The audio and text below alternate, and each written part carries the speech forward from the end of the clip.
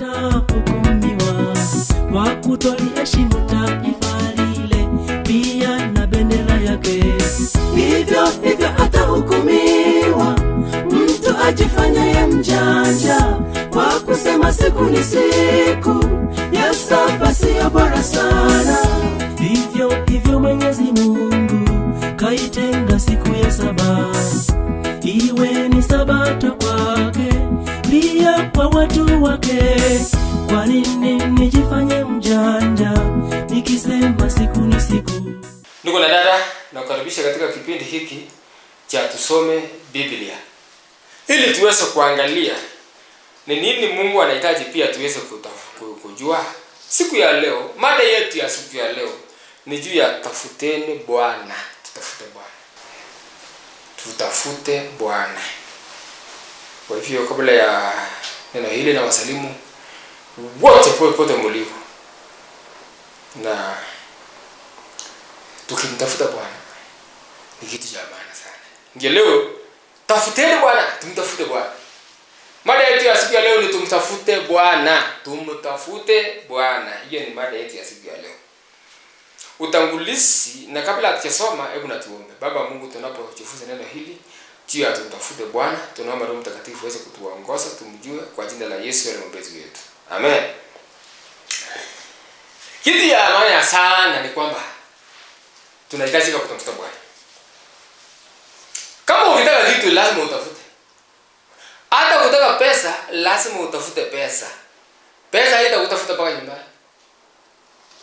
Tumepewa na Mungu kitu kinatufanya tutafute pesa, tutafute nini? Hata wewe kama wewe na mke, uko kaa tu ndio Mungu akutafute, ulimtafuta. Ulimtafuta. Hata wewe mama, hata kama uko zungumuza, kuna jinsi ulitafuta hii mzee pia. Kuna jinsi unatafuta tu ukastukia tu. Kuna jinsi ya kutafuta. Yaani hapa leo nataka tuangalie tumtafute. Leo nazungumzia juu ya kumtafuta Mungu. Nitasema mengi tukiwa mbele hapa. Kwa hivyo utangulizi wa tunatangulia na kitabu cha Zaburi 14 fungu la 2. Nasema hivi: toka mbinguni Bwana aliwachungulia wanadamu, aone kama yuko mtu mwenye akili amtafutaye Mungu. Utangulizi anasema toka mbinguni Bwana aliwachungulia wanadamu, aone kama yuko mtu mwenye akili amtafutaye Mungu. Kumbe mtu mwenye ana akili ni mwenye anamtafuta Mungu. Mungu anachungulia kutoka mbinguni, anaangalia dunia, akiangalia akisema ni nani ananitafuta? Ni nani anatafuta? Anaangalia. Kwa hivyo kuna mambo 7 juu ya kumtafuta Mungu. Pointi 7. Nitakuwa point number 1. Fuata vizuri. Tunamtafuta Bwana tunapotayarisha mioyo yetu kuwa tayari. Tunapotengeneza mioyo yetu tunamtafuta Bwana. Hiyo ni neno la kwanza. Ukisoma kitabu cha Mambo ya Nyakati wa 2:19 fungu la 3 unasema hivi: walakini yameonekana mema ndani yako, kwa kuwa umeyaondoa mashera katika nchi, na moyo wako umeukaza kumtafuta Mungu. Umekaza moyo wako ili uweze kumtafuta Mungu. Shida ni moyo. Moyo ni shida, hiyo moyo yako hiyo. Hiyo moyo inataka Mungu. Kama unataka utatafuta. Moyo ikitaka kitu utatafuta. Unataka pesa, nitafanya juu chini, nifanye kazi, nipate. Maana unajua pesa itakusaidia. Inalipa fees ya watoto, inakununulia nguo, inakufanya mambo mengi.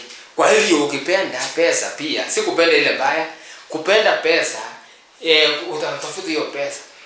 Kama unapenda uzima wa milele, kama unapenda Mungu, utamtafuta Bwana. Lakini hiyo ni kwa moyo, ukipenda kwa moyo.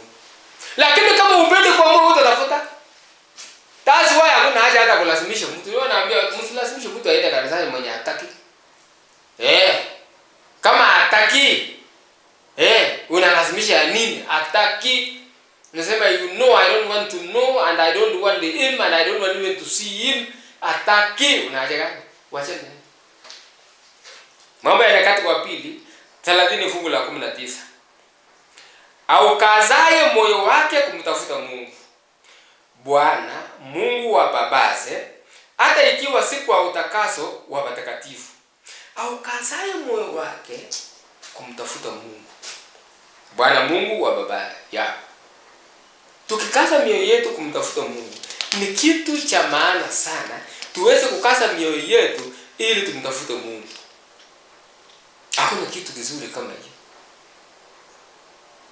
Pointi ya pili, wale wanaonitafuta Bwana, wanaotafuta Bwana wanajitoa kwake kamili. Wale wanaotafuta Bwana wanajitoa kwa Mungu kamili.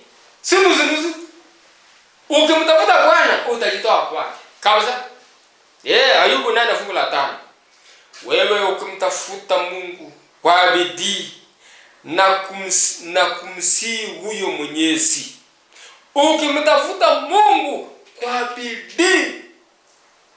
Mungu anahitaji tumtafuta kwa bidii. Sisi nataka tu niende mbinguni.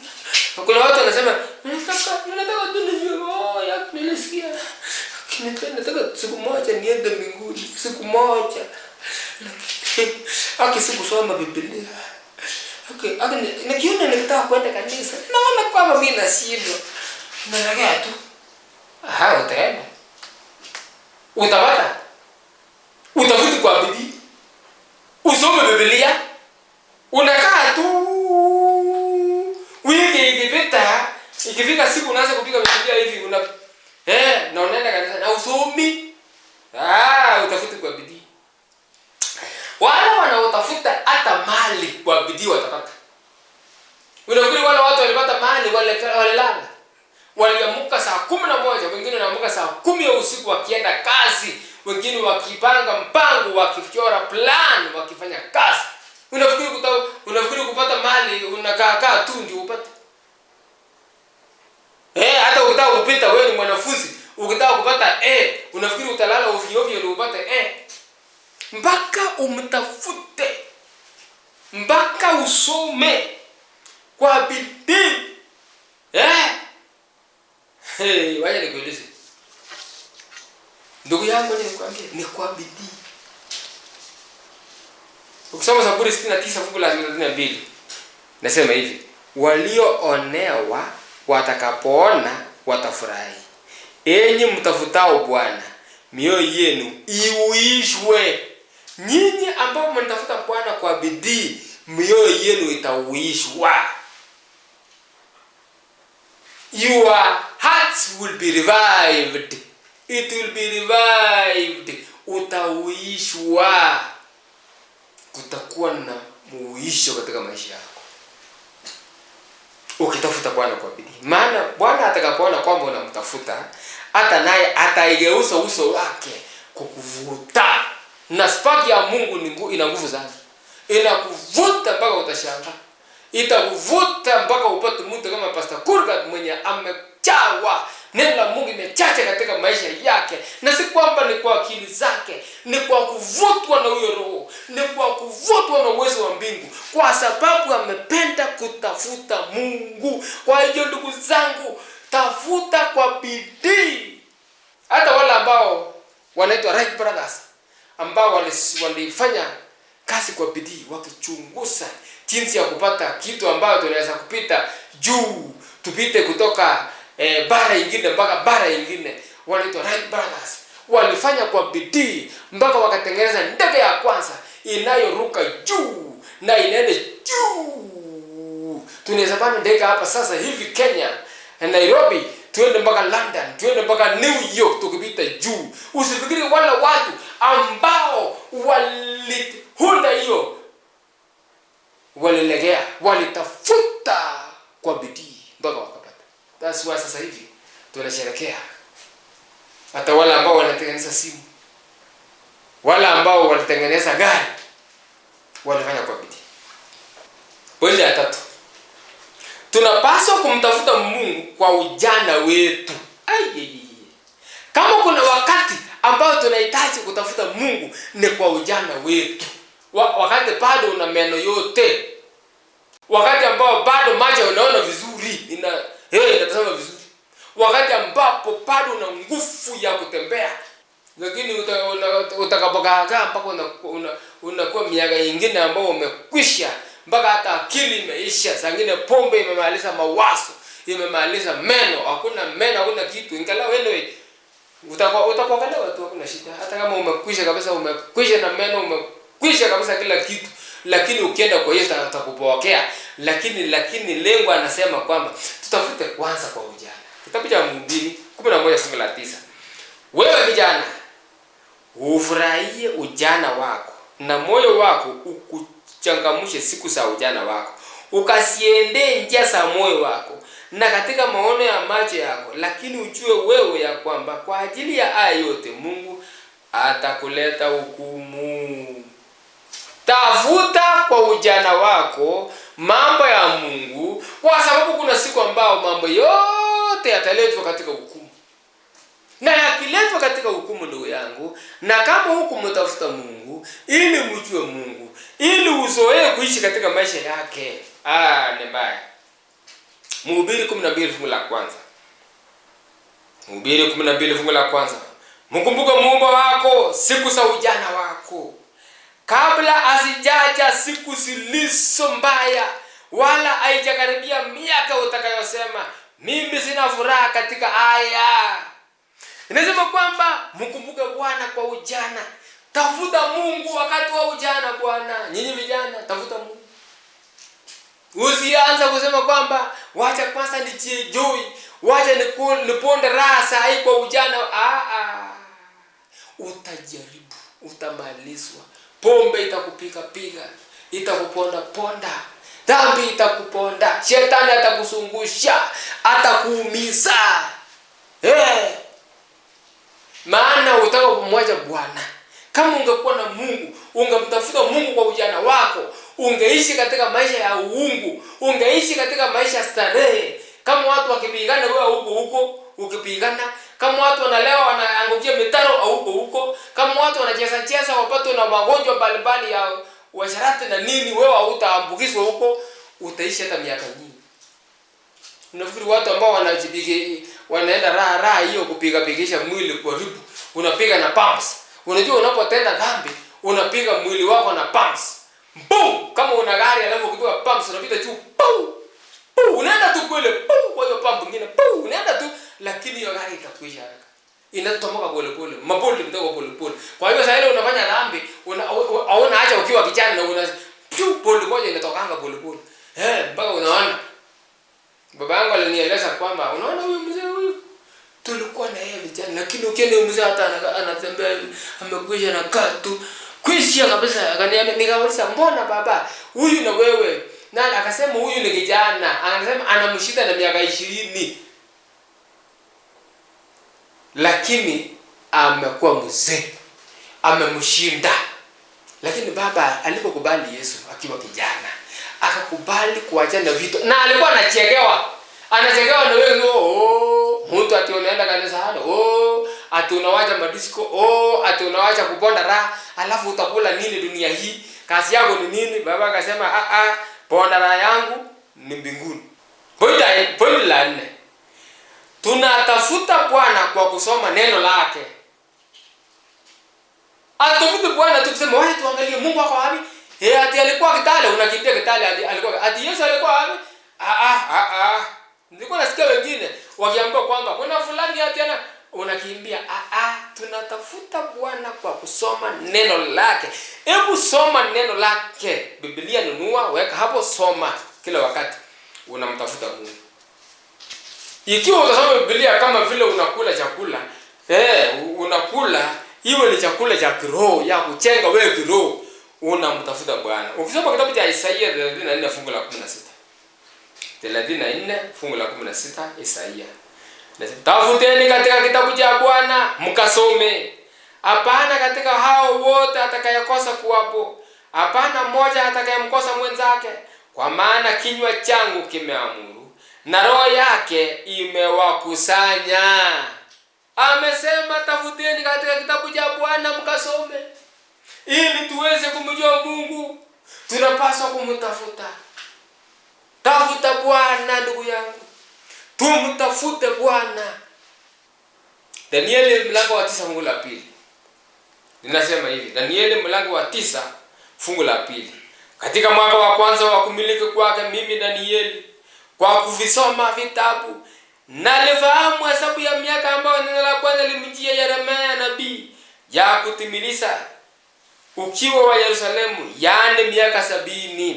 Danieli anasema kwamba mimi Danieli kwa kuvisoma vitabu nilifahamu. Danieli alifahamu mpango wa Mungu aliposoma vitabu. Danieli alipokuwa akisoma vitabu alikuwa anatafuta Mungu. Ukianza kusoma Biblia, kitabu cha Mwanzo, kitabu cha Kutoka, kitabu cha Ufunuo, kitabu cha Danieli, kitabu cha Mathayo, kitabu cha Luka, Marko, Yohana, Wakorintho, Warumi, Matendo ya Mitume, Waebrania, tunamtafuta Mungu. Lakini ukiuliza mtu, ukiambia mtu hebu fungua Biblia, hebu nifungulie kitabu cha Amosi, ataanza kuenda kwa chapter asiku nani, wacha niangalie namba ngapi, anafungua ya nyuma huko. Lakini mmoja amemjua anafungua tu namna hii. Kama mimi nikiambia tunafungua na fungua tu hivi. Na hata mimi nahubiri hata bila hata kusoma Biblia naweza kukueleza kwamba hapo inasema mahali fulani. Kwa maana ukimtafuta Mungu utajua tabia yake, na tabia yake iko ndani ya Biblia. Tukimtafuta Bwana tutampata kwa kusoma maandiko matakatifu. Danieli alikuwa akisoma sana. Hakuonyeshwa tu njozi bure, hakuonyeshwa mambo bure, alionyeshwa kwa kusoma. Kuna watu wengi siku hizi hawasomi Biblia hata nyumbani. Ndipo hata wakisikia wakizungumza barabarani wanaanza kushangaa namna hii. Hata wakiambia uongo watakubali kila kitu kwa sababu wanasomea hawasomi wenyewe. Sasa wanakuambia na akili hii mambo. Hii mambo ambayo inafundisha wewe, hebu andika kwa kitabu. Andika kwa kitabu na utakuwa ukirudia. Na watu utakaposoma hapa endelea kusoma maana mambo ni mengi. Pointi ya 5. Tunapaswa kumtafuta Bwana kungali anapatikana. Kumbe kuna siku Bwana hawezi patikana? Mwingine aliuliza hivyo. Kuna siku utapata Bwana rafiki. Kuna siku utampata, utatafuta, utaona. Haya, sikia kitabu cha Isaia 55 fungu la 6 hadi 8. Mtafuteni Bwana maadamu anapatikana. Mwiteni maadamu yu karibu. Fungu la 7. Mtu mbaya na aje njia yake, na mtu asiye haki aache mawazo yake. Na amrudie Bwana naye atamrehemu. Na arejee kwa Mungu wetu naye atamsamehe kabisa. Fungu la 8. Maana mawazo yangu si mawazo yenu, wala njia zenu si njia zangu, asema Bwana. Kuna siku utapata Bwana. Kuna siku utatafuta, utapata. Wewe kaa tu, wewe fanya tu vitu vyako hiyo. Ulazimishwe, sikwambii waje bombe, sikwambii waje sigara, sikwambii enda kanisani. Nimekufundisha Biblia inasema tafuta Bwana saa hii. Hata kama unakunywa pombe tafuta. Ukimtafuta upate, yeye atakuja rusha hiyo pombe na sigara. Atarusha ushangae. Na arusha utasikia kiu tena. Hiyo kiu itaenda. Kuna siku hautatafuta Bwana. Na waje nikwambie mambo 3 ambayo itakufanya. Kitu ya kwanza ambao itafanya kwamba uweze kutafuta Bwana, kitu ya kwanza ni moja. Siku ambapo utakufa. Ukikufa leo hivi na hujaokoka. Ukikufa leo hivi, jina lako jaandikwa katika kitabu cha uzima, ndugu yangu na dada. Hakuna mali utapata. Utatafuta wala utapata. Ukifufuliwa historia yako itakuwa imeisha. Kwa hivyo tafuta saa hii kabla hujakufa, na ujue ni siku gani utakufa. Wale maneno ya kusema kwamba saa ile uko kwa bed unataka kukufa, unasikia unataka kufa, mniitie basta saa hiyo. Waje basta mpate saa hii. Okoka saa hii kama bado unatembea vizuri.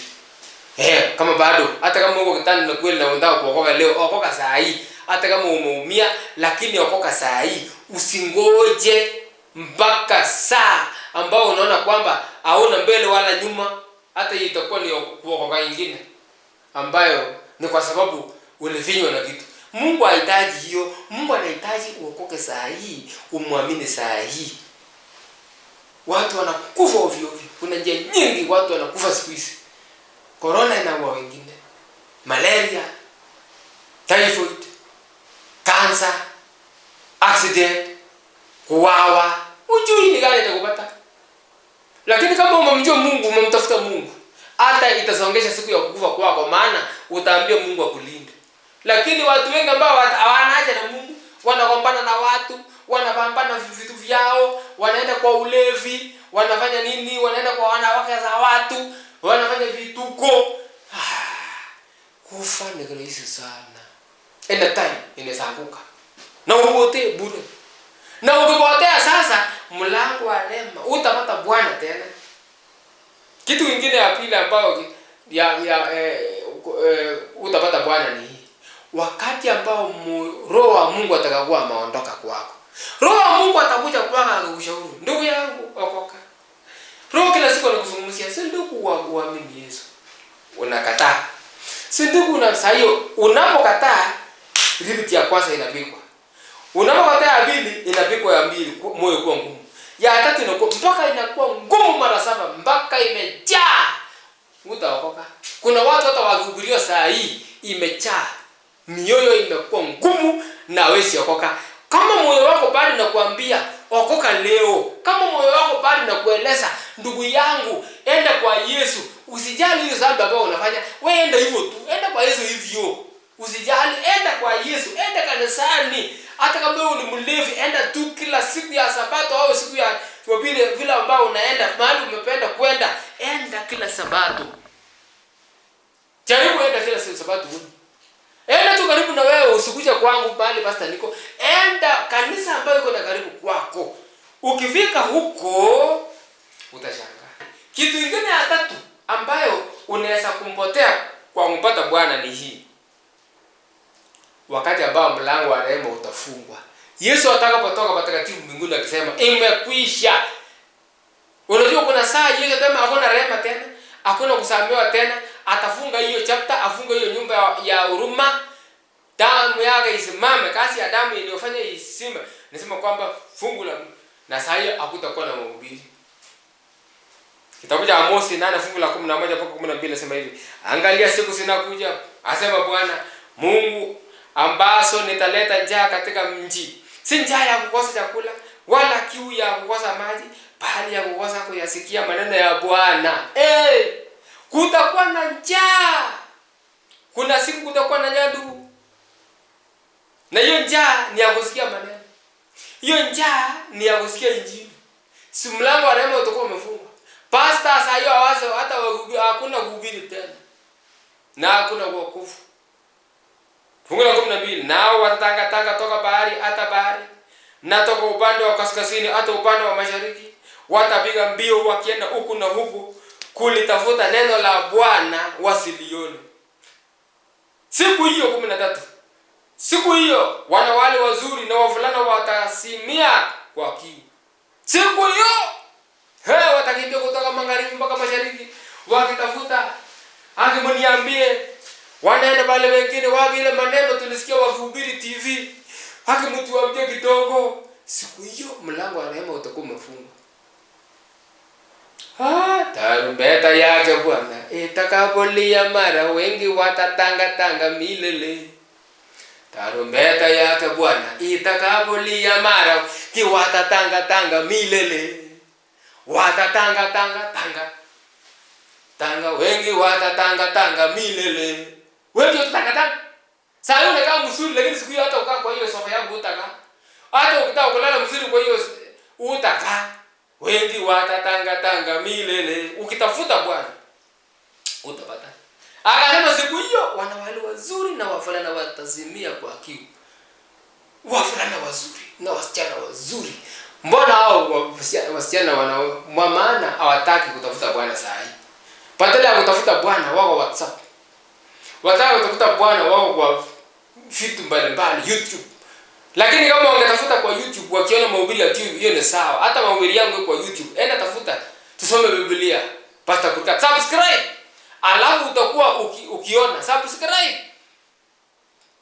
Itakuwa kiangua kila wakati, hata kama uko kazini utapata. Hiyo ndio. Lakini watu wamesubscribe. Watu wakienda uji, wamesubscribe vituko ingine. Siku hiyo utakimbia. Kwa hivyo neno la Bwana itafika siku ambao hakutahubiriwa. Pointi ya 6. Tunamtafuta Bwana kwa kupenda kutii amri zake. Tukipenda kutii amri zake tunamtafuta Bwana. Kitabu cha Zaburi 19 fungu la 7. Sheria ya Bwana ni kamilifu, huburudisha nafsi. Ushuhuda wa Bwana ni amini, umtia mjinga hekima. Ukipenda amri za Mungu, unaposoma amri zake ujue inatia mjinga hekima. Maana inakwambia usiue na inakupatia hekima. Maana mtu mwenye aui ana hekima. Mtu mwenye sasa wewe ni mjinga gani? Siku ukiua mtu, unafikiri ukiua si utatafuta ushiko uwekwe ndani? Hakuna siku utaua ndio ubaki. Hata ukijificha utakufa pole pole tu. Hata ukijificha hata una raha kwa moyo itakuwa ikisumbua niliua. Hata kuna wengine wameua mpaka wamejua kuua, mpaka wamesikia kabisa ni mzuri, lakini utakwenda bure. Hata ukiwa mtu alafu upate mke hiyo, unafikiri kuna mtu anaua alinyang'anywa msichana, kuna jamaa wengine alinyang'anywa na msichana na wengine na hajaoa. Sasa huyu akamsungumzia msichana akakubali. Lakini alijua alikuwa hajaolewa. Sasa msichana alikuwa na uhuru kuchagua, akasema sitaki huyu tena. Lakini yule alipanga kuua yule mtu. Lakini alipoua hata hakuoa yule msichana. Kwa hivyo ni ujinga sana. Ni ujinga kuvunja amri za Mungu. Unapovunja amri za Mungu, ni wewe ni mjinga, maana hutaishi tena, ni bure. Kukata. Si ungawacha ni msichana, wanawake ni ngapi? Wasichana ngapi wako dunia hii? Unajua kwa hiyo ujinga tu. Kuna ujinga mingi. Mtu anaua mtu ili apate shamba. Mtu anaua mtu ili apate pesa. Hiyo pesa utakula. Utakishika amri za Mungu, utapata hekima ya kwamba hii si mzuri. Zaburi 37 fungu la 31. Sheria ya Mungu wake imo moyoni mwake, hatua zake asitelezi. Unajua tukimtafuta Mungu, sheria za Mungu itakuwa katika moyoni mwetu na hatutateleza. Hatua ambayo unakaenda kutelezi. Ukiwa na amri za Mungu, jaribu amri za Mungu zote. Nilikwambianga siku nyingine andika, weka hata kwako. Nilienda kwa nyumba nyingine kapata ameweka hiyo ile imeandikwa amri 10. Huwa inahusu amri ya kwanza mpaka ya 10. That's good, utakuwa ukiangalia. Si kwamba inakuokoa, sheria haikuokoi, lakini ukiangalia itakuonyesha kwamba wewe unahitaji kukaa namna gani. Lakini ukiona kwamba na ukihitaji kuwa namna gani, unaambia Yesu, sasa Yesu niwezeshe, na Yesu atakuwezesha. Pointi ya 7. Wale wanaomtafuta Bwana kwa mioyo yao yote watampata. Wanaotafuta Bwana kwa mioyo yao yote watapata. Ukitafuta utapata. Hiyo ni pointi ya 7. Mithali 8:17. Mithali 8 fungu la 17. Anasema hivi: na wapenda wale wanipendao, na wale wanitafutao kwa bidii wataniona. Amen. Yesu anasema na wapenda wale wanipendao, na wale wanitafutao kwa bidii wataniona.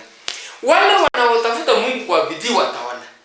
Ukitafuta Mungu kwa bidii, ukitafuta yeye utamuona. Na akasema anapenda wale wanaomtafuta. Ukisoma Yeremia 29 fungu la 13. Yeremia 29:13. Nani mtanitafuta na kuniona, mtakaponitafuta kwa mioyo yenu wote. Nani mtanitafuta na kuniona, mtakaponitafuta kwa moyo wenu wote. Ukitafuta Bwana kwa moyo wote, wacha nusu utapata Bwana. Ndugu zangu, Mungu anasema ukinitafuta utamwona. Hata kama umekuwa wapi, hata kama umepotea, hata kama umekata tamaa, kuna matumaini.